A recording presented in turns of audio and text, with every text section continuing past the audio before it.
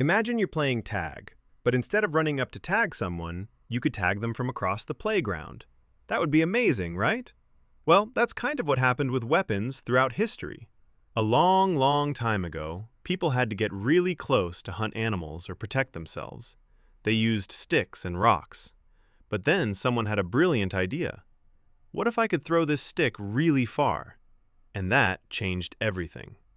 Today, we're going on an awesome adventure to see how people went from throwing simple sticks to creating missiles that can fly across entire countries. We'll meet brave warriors, clever inventors, and hear some pretty wild stories along the way. So buckle up. This is going to be an exciting ride through time. Okay, so picture yourself 400,000 years ago. You're hungry, you spot a mammoth, and all you have are your hands and maybe a rock. Not exactly a fair fight, right? This is when some genius ancestor of ours had a light bulb moment. What if I make my arm longer? And boom, the spear was born. At first, just sharpened sticks. Then they got clever, adding stone tips that could actually pierce thick hide. But here's where it gets really interesting. Around 10,000 years ago, someone invented the atlatl, basically a spear-throwing device that acted like an extension of your arm. Think of it as the ancient version of a grenade launcher. The Aztecs used these things to devastating effect against Spanish conquistadors. When Hernán Cortés invaded Mexico in 1519, his soldiers wore steel armor and thought they were invincible. Then they met the Aztec atlatl. These warriors could launch spears with such force that they'd punch straight through Spanish steel armor and pin soldiers to trees. The Spanish were absolutely terrified of them. One conquistador wrote that the atlatl darts came like a hailstorm and could pierce armor as if it were paper. But spears had a fatal flaw. You only got one shot before you had to either pick it up again or pull out another weapon. Imagine missing your throw in the heat of battle. Not great. This is why warriors kept searching for something better. Enter the bow and arrow, humanity's first true ranged weapon system. This wasn't just an improvement, it was a revolution. Why? Because now you could carry 20 to 30 shots instead of one. You could shoot, reload, and shoot again in seconds. Let's talk about the Battle of Agincourt in 1415. The English army, led by King Henry V, was outnumbered 6-1 by French knights in full plate armor. The French were confident. After all, they were heavily armored nobles on horseback. The English? Mostly peasants with wooden bows. But here's what happened. The English longbowmen could fire 10 to 12 arrows per minute. Do the math. 5,000 archers firing 12 arrows per minute meant 60,000 arrows in the air every 60 seconds. Contemporary accounts said the arrows were so thick they darkened the sun. The French knights charged and were absolutely slaughtered. Horses fell, knights were pinned to the ground by multiple arrows, and the heavily armored French couldn't even get close. The English won one of the most lopsided victories in military history. Here's a cool detail. English law actually required every man to practice archery for 2 hours every Sunday after church. And it showed. English archers were so deadly that French knights would cut off the fingers of captured bowmen so they could never shoot again. This is supposedly where the middle finger gesture comes from. English archers would show their intact fingers to taunt the French. Now let's jump to the Mongols under Genghis Khan. They took the bow to another level with the composite bow, made from horn, wood, and sinew. This thing was so powerful it could penetrate armor at 200 yards. But the real genius? Mongol warriors could fire accurately while riding at full gallop. They invented the Parthian shot, retreating at high speed while turning in the saddle and firing backwards. Imagine being a European knight. You think the enemy is fleeing, you chase them, and suddenly arrows are hitting you from every angle while they're running away. The Mongols conquered more land than any empire in history, partly because of this one tactical innovation. There's a legendary story about Genghis Khan's son, Jochi. During a hunt, he allegedly shot a running deer at full gallop from 300 yards away. Whether true or not, Mongol archers were so feared that cities would surrender just hearing they were coming. So, gunpowder was actually discovered by Chinese alchemists around the 9th century who were trying to find the elixir of immortality. Instead, they found something that made a lot of people decidedly not immortal. At first, gunpowder weapons were, honestly, kind of terrible. Early hand cannons from the 1300s were basically metal tubes that exploded as often as they worked. They were slow to load, inaccurate, and often killed the person firing them. But then came the game changer. Sultan Mehmed II wanted to conquer Constantinople, which had walls 30 feet thick that had stood for over 1,000 years. Everyone said it was impossible. Enter Orban, a Hungarian engineer who built something called the Basilica, a cannon so massive it needed 60 oxen to move it and a crew of 200 men to operate it. This monster fired stone balls weighing 1,200 pounds. When they test-fired it, the sound was heard 10 miles away, and the shock wave shattered windows in nearby houses. One chronicle says that pregnant women in the city miscarried from the shock of the bombardment.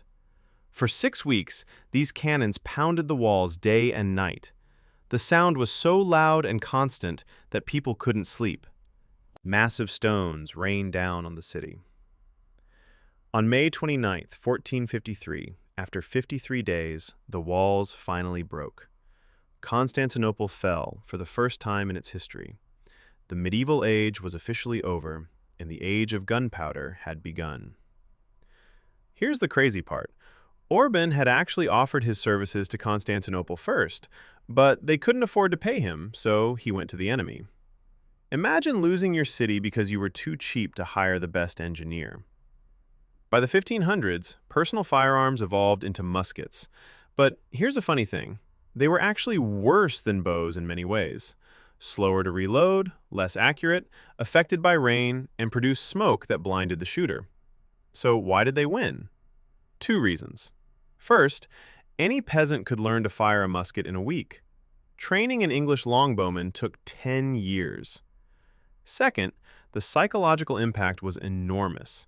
The smoke, the noise, the devastating injuries, muskets terrified people in a way arrows didn't. The Japanese warlord Oda Nobunaga proved muskets' worth at the Battle of Nagashino in 1575. He faced the legendary Takeda cavalry, samurai considered unbeatable.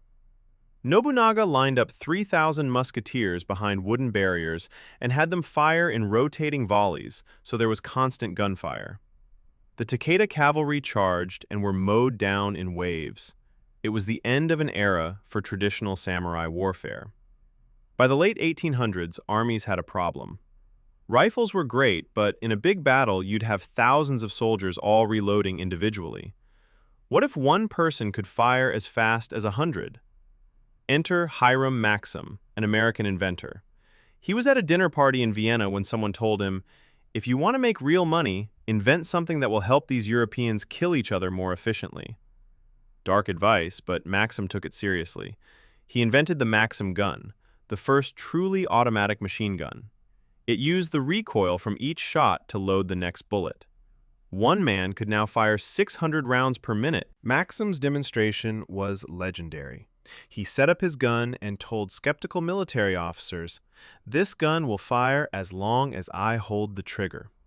Then he fired 333 rounds in 30 seconds, creating such a racket that police came running, thinking there was a riot.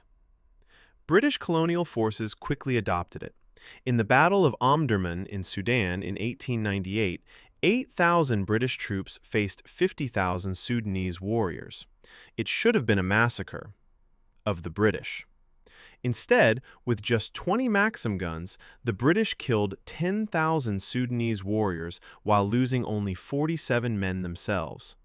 It wasn't a battle. It was a slaughter. One British poet later wrote, "Whatever happens, we have got the Maxim gun, and they have not." But the machine gun's true horror was revealed in World War I. Generals didn't understand this new weapon at first. They kept using old tactics, sending waves of men charging across open ground.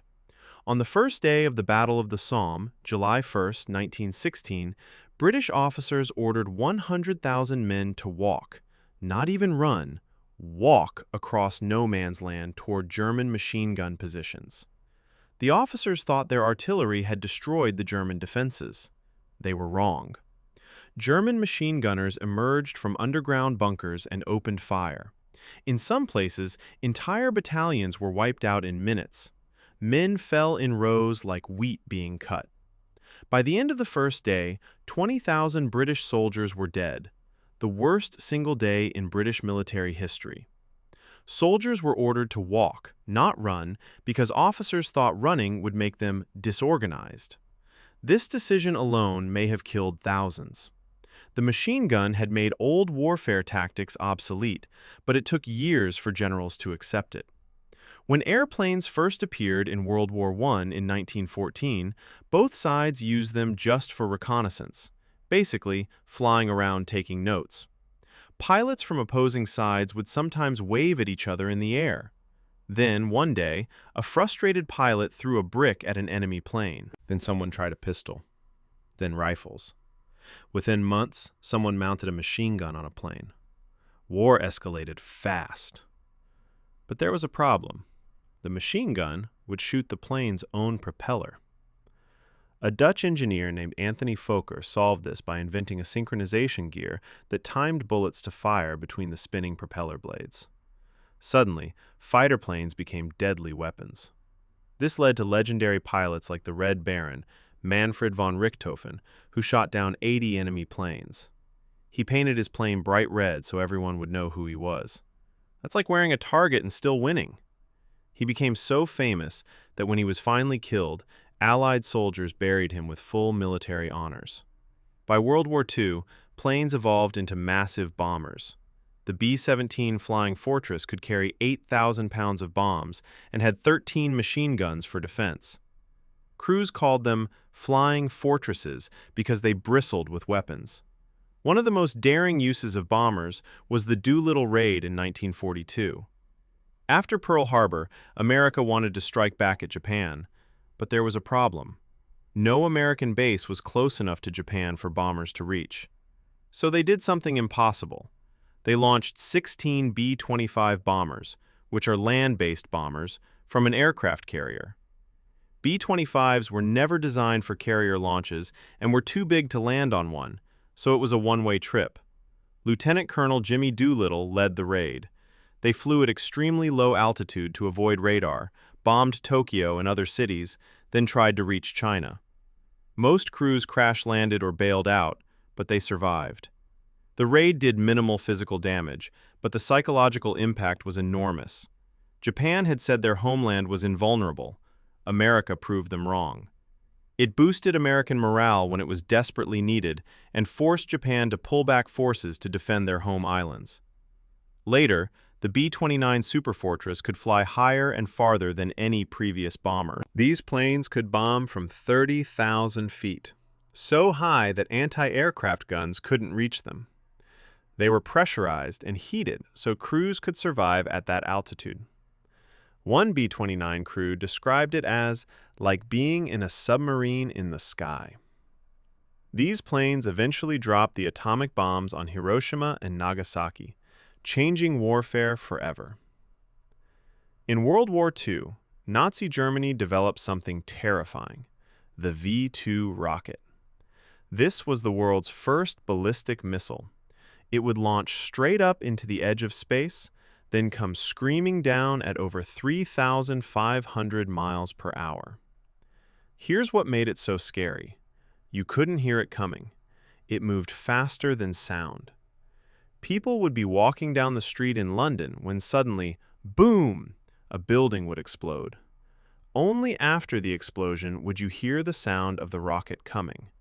It was like being attacked from the future. The man behind it was Wernher von Braun, a brilliant German rocket scientist. After the war, both America and the Soviet Union raced to capture German scientists. Von Braun ended up in America and later designed the Saturn V rocket that took astronauts to the moon. Same scientist, same technology. First used for war, later used for space exploration. By the 1950s, both America and the Soviet Union were developing ICBMs, intercontinental ballistic missiles. These could fly thousands of miles and hit their targets in under 30 minutes. This led to one of the scariest moments in human history. The Soviet Union secretly installed nuclear missiles in Cuba, just 90 miles from Florida. American spy planes discovered them. For 13 days, the world held its breath. President Kennedy and Premier Khrushchev were in a standoff. One wrong move, one miscalculation, and nuclear missiles would launch from both sides. The entire planet could be destroyed in hours. On October 27th, Soviet submarines near Cuba were being depth-charged by American destroyers. The submarine captain was cut off from Moscow, couldn't breathe properly because the air was toxic, and assumed war had started. He wanted to launch nuclear torpedoes. But there was a man on that submarine named Vasily Arkhipov. Soviet procedure required agreement from 3 officers to launch nuclear weapons. 2 said yes. Arkhipov said no. He convinced the captain to surface and communicate with Moscow instead. If Arkhipov had agreed, nuclear torpedoes would have destroyed American ships. America would have retaliated with nuclear missiles. The Soviet Union would have responded. Billions could have died. One man's decision saved the world, and most people don't even know his name. Eventually, Khrushchev agreed to remove the missiles from Cuba, and Kennedy secretly agreed to remove American missiles from Turkey. The crisis ended, but it showed how close we came to nuclear war. The Gulf War in 1991 was the first war shown on live TV, and it looked like a video game. Cameras mounted on missiles showed them flying through the air, making turns, and then, boom, hitting their targets precisely. The star of the show was the Tomahawk cruise missile. These things could be launched from ships hundreds of miles away, fly 50 feet above the ground to avoid radar, navigate using GPS and terrain mapping, and hit targets with pinpoint accuracy. During the war, there was a bridge that Iraqi forces were using to move troops and supplies. Traditional bombing would have destroyed the whole bridge and probably killed civilians in nearby buildings. Instead, the U.S. launched a Tomahawk that flew 500 miles, navigated through Iraqi air defenses, and hit the exact center support of the bridge, collapsing it cleanly. A CNN reporter was in Baghdad and filmed the missile flying past his hotel window. "We can see the missiles coming in now," he reported, as if narrating a sports game. Today, the cutting edge is hypersonic missiles. These travel at Mach 5 or faster, 5 times the speed of sound or faster. That means they can cross from China to the U.S. in 30 minutes or less. Traditional missiles follow a predictable arc. They go up, then come down. Defense systems can track and intercept them. But hypersonic missiles can maneuver during flight. They can zigzag, change altitude, and adjust their path. Imagine trying to catch a baseball, but the baseball can suddenly swerve left, then right, then up. That's hypersonic missiles. Current defense systems can't reliably stop them. China's DF-17 and Russia's Kinzhal are both operational hypersonic missiles. The DF-17 was shown in China's military parade in 2019, and Russia claims to have used the Kinzhal in Ukraine. These weapons move so fast that by the time radar detects them, it's often too late to respond. Modern missiles are so precise they can hit a specific window in a specific building from 1,000 miles away. In 2020, the U.S. used a modified Hellfire missile called the Ninja Bomb to kill a terrorist leader in Syria. This missile doesn't even explode. Instead, it deploys 6 blades just before impact, essentially turning it into a flying sword. It killed the target in a moving car while leaving the passenger in the next seat relatively unharmed. That level of precision would have seemed like science fiction just 50 years ago. So there you have it. From sharpened sticks to hypersonic missiles that can strike anywhere on Earth in minutes. Each leap in weapon technology came from someone trying to solve a problem. How do I fight from farther away? How do I reload faster? How do I strike without being seen? But here's the thing we need to remember. Each advancement came with a cost. The machine gun made World War I the deadliest war in history at the time. Nuclear missiles brought us to the brink of extinction. Modern precision weapons are incredible technology, but they're still designed to destroy. As these weapons get more powerful, the question isn't just, can we build it, but should we use it? That's something every generation has to grapple with. The good news? The same technology and innovation that created these weapons also gave us space travel, GPS, the internet, and medical advances. Human ingenuity is a double-edged sword. We can create amazing things or terrible things. It's up to us to choose wisely. Thanks for sticking with me through this incredible journey through history. If you learned something new, smash that like button, subscribe for more deep dives into history and technology, and hit the bell so you don't miss the next video. Drop a comment and tell me, which weapon innovation surprised you the most? And what topic should I cover next? Until next time, stay curious, stay safe, and remember, the most powerful weapon is always knowledge.